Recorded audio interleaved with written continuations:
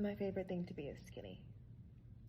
And I fear you cannot say that out loud, but it is my favorite thing to be, and it is my favorite fear to not be. And this is just for me personally. This is all personal to me. Um, Oh shit. Here we go again.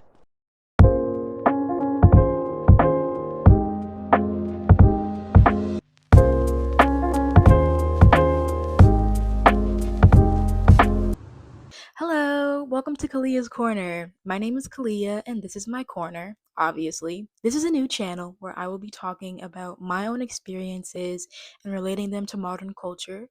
You can call them video essays, but I'm just talking about myself, just yapping. So let's get into the video. So I want to talk a little bit about my experience with thinness. I used to be incredibly thin, like ultra thin. I grew up very skinny, and I was very skinny until maybe about age 19. When I started to gain weight, this was around the time of my sophomore year of college. I never really noticed it until I noticed people making comments about it. And it increasingly began to bother me more and more the years went on. I have used the excuse that I am just not used to being in a larger body. I consider myself to be mid-sized now. Um, but I have used this excuse for 2 to 3 years now. I have been in this body for 2 to 3 years. There's just a reluctance for me to accept that I am now in a bigger body. And I feel like this reluctance to accept it comes from the rise of ultra thin in modern media, how much people are placing a lot of importance and significance on their appearance, and just how much Gen Z is obsessed with aesthetics. We are incredibly obsessed with fitting into an aesthetic. So, I want to talk about the portrayed rise of thinness that a lot of people have been talking about in the past few years. If you are chronically on TikTok, as I am, you will know the influencer Slim Kim and the controversy that has gone on with that. And I'm not going to talk about it, but I will talk about the uptick of fitness influencers after said video, talking about how they maintain their skinny bodies and how it's not a crime to want to be skinny and things like that. There's also been an uptick in people talking about how much they hate their bodies and how much they want to be skinny. I think that social media is always a toxic environment for young women, and there are always spaces where women feel the need to talk about their body issues because they don't feel adequate enough in their own bodies. But I definitely have seen a rise in the creation of insecurities and the desire to want to be thin. I want to also talk about the semantics of the idea of a rise in skinniness, a rise of thinness. Thinness has always been in, and it always will be in. It is exclusive. Beauty standards are exclusive. That's the point. There has been no rise of thin suddenly becoming back into trend. It's always been a trend, and it always will be a trend. There's always going to be some sort of goal that we're constantly trying to strive for when it comes to beauty, and that is, in our era, thinness. According to the article Why Ultra Thin is In by the New York Times, the thin models seem to be getting thinner. This is an incredibly important distinction. It's not just about being thin in general, it's about wanting to be even thinner. This idea of like ultra thin, the heroin chic kind of thin that's coming back into style. Body positivity seems to be kind of going out of the window for a lot of people. There were a lot of influencers who were celebrating body positivity who are now losing weight or going on Ozempic. And I will say that there's nuance to that. There is no shame in wanting to live in a healthier body. However, I think the problem is that we associate healthiness with thinness.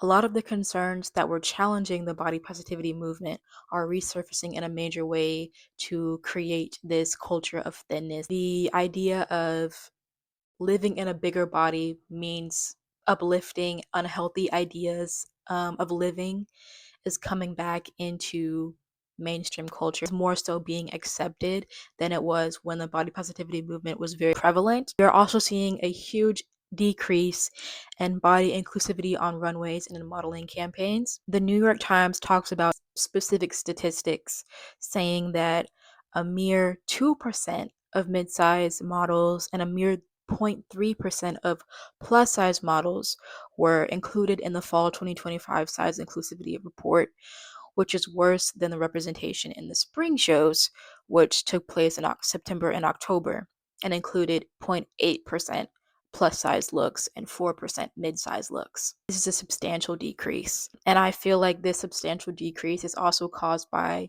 a rise of health consciousness within Gen Z. Gen Z is very concerned with eating healthy, going to the gym, going to therapy, which are all great things. Not going to sit here and tell you not to go to therapy or go to the gym or eat healthy. That's not what I'm trying to say. But I am saying that this health consciousness has extended to Gen Z's obsession with aesthetic. The way that we are also tying this to aesthetic is where the issue comes in. So it's less about actually maintaining health and more about maintaining an aesthetic, being the clean girl, where people are ultra thin and going to Pilates and doing yoga and all of this stuff, maintaining that aesthetic and therefore maintaining the look of that aesthetic. It's not about actually being healthy, it's about being aesthetic and being able to post it online. I want to say this kind of relates to it, but Gen Z has also been noticed as a more risk averse generation, which I'll take with a grain of salt because is mainly championed by a lot of criticizers of Generation Z. But I also do notice that Gen Z is more risk averse. I constantly see TikToks of people who haven't gotten their licenses, who haven't been in a relationship or who haven't gone to parties, gone out, things like that. Gen Z is more about protecting their peace. And I can go into a whole rant about how protecting your peace and the whole I don't owe anyone anything mentality is very toxic, but there are thousands of videos on that, so you can go watch literally any one of them. I think this risk averseness translates to an incredible worry about health and safety. And as I said before, this concern for health has extended to aesthetics. Gen Z is more concerned with the aesthetic of looking healthy, more so than actually being healthy. So those original concerns about the body positivity movement are beginning to take shape. The idea of being in a bigger body means that you are uplifting unhealthy ideas. And this is why so many fitness influencers vehemently defend their skinny propaganda. They state that they would much rather live a healthier lifestyle by associating skinniness, thinness with health. They also preface all the time that it's a very personal choice for them, but then they will comment things like this. And it's also interesting to me that thinness is perceived to be the pinnacle of health when there are actually studies that show that being fit, physically fit, matters more than weight loss. I also feel like with thinness, you never are able to reach the goal of being skinny enough, being pretty enough. That goalpost is always constantly moving. It's more than just being skinny. It's about maintaining that skinniness. It's about maintaining that thinness. So you're not just exercising for a few months and then you're done. You keep doing it. You keep cutting the calories. You keep going to Pilates. You keep doing yoga. You keep starving yourself to fit into this aesthetic. So we're also going to talk about thinness and how it relates to political and economic climate. It's no secret that America is undergoing extensive change due to a certain man in office whose name I will not mention. So, no, we're not going to talk about him. We're not going to talk about him. Maybe another video, but not in this video because I'm tired of him. I'm so tired of him. Anyway, with this heightened desire to be thin coming in at the same time of this upheaval of the economic and political climate, comes a lot of discourse surrounding the idea of the beauty standard being used to sedate women from being politically and economically active. And I think this is also in direct opposition to the perceived notion that Gen Z is this incredibly progressive generation, which I also have issues with Gen Z being labeled as a progressive generation. I can talk about that in another video, but we're not going to talk about that. I'm here to talk about that, okay? There's a TikTok specifically that inspired this discourse. And I have read 2 articles on Substack. I can link them also below in the description box, but I'm also going to show them here. And essentially, they talk about the sense of control that we have over our bodies and being able to change our bodies over the perceived lack of control that we have over the government and what's going on in our political climate. They talk about women essentially being champions of change in history and therefore need to be sedated to prevent us from continuing to become more powerful. And I want to add some nuance to this. There's a novel called The Beauty Myth, and it is a champion of this idea of beauty standards and the idea of them being used to subdue women in times of political upheaval. And there's an article that critiques this because it doesn't talk about women of color at all. It talks about white women's experiences as if they're universal to all women. For me personally, I can partly agree that beauty standards may stop women from being more involved in politics, being more involved in social justice issues, and things of that nature. However, I do think that there is a distinguishable difference in which women are being profoundly affected by the beauty standard. And I think white women are being the most profoundly affected by the Thin Is In campaign movement, whatever you want to call it, in modern society. It's specifically white women who are falling under this influence of thinness because they have always been averse to progression. White women have historically been averse to progression in so many areas of history, civil rights movement especially.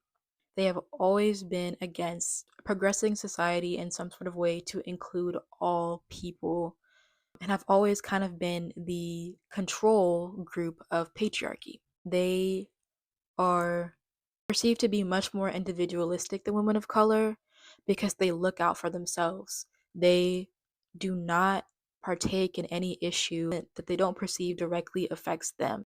They don't acknowledge how other things affect other people. In my personal opinion, women of color have always been champions of change, despite the looming and persistent beauty ideals that are present in American history, and despite the oppressive backlash that we have faced. I think that a valid critique would be that women of color often have different expectations of what is considered beautiful in our communities. But I also argue that thinness is 100% valued, at least in the Black community, is still somewhat uplifted. The idea of the slim, thick Black girl who is thick in the right places but slim in also the right places. Ultimately, this video is not meant to be a clear dissection of our ideas, just more so a video to raise awareness and to let people who are more interested in the topic do more research and dissect the topic a little bit better than I could. I know personally for me that I am affected a lot by social media and the projected ideal body types that are pervasive throughout social media. I'm not going to sit here and lie to you. I'm not going to sit here and say that I don't want to be thinner. I'm not going to sit here and say that I don't want to be pretty and that I'm not constantly thinking about that kind of thing as well. I am a woman in America and I'm a Black woman in America, and that adds so much more nuance to how much I want to attain this level of beauty, of slimness, of all of this. But ultimately, I know that my perception of beauty is an issue, and I know that I do not want to continue to be striving for an idea that doesn't define my worth. Beauty does not define your worth in society, no matter how much it tells you that it does. So I will continue to do the work to better myself and to unload these incredibly toxic ideas of beauty off of me. And I hope that you do the same. And thank you for watching. I really appreciate it. And I will try to upload a little bit more. I'm not really sure. I'm probably going to take forever. I'm very inconsistent. I want to try to do more of these videos and talk about my experiences and relate to other people. So if you're into that, please subscribe, and I appreciate it. Thank you.